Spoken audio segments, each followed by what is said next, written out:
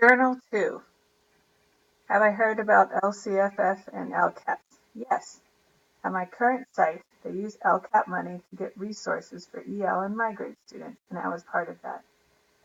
Previously, I was an admin designee at a site, and I read and reread the LCAP.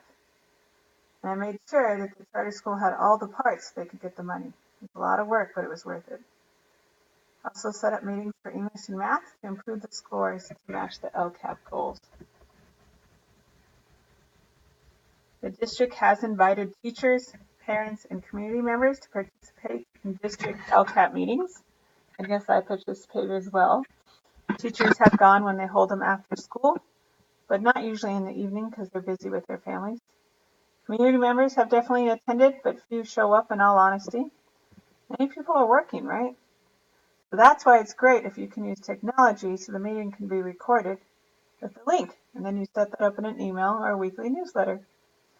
Yes, when I went to my LCAP, they needed an admin to go to training, which they sent me for the unisex bathroom laws because we wanted to be in compliance with the laws, where we had a large percentage of LGBT and families asking questions. The conference went over the laws, which I then gave them notes at the next LCAP meeting. So LCAP can be used to provide money for trainings, resources, and any help a school might need in order to be in accordance with laws. Strategies or district items have found successful in increasing the participation of underrepresented parents and community stakeholders at these LCAP meetings.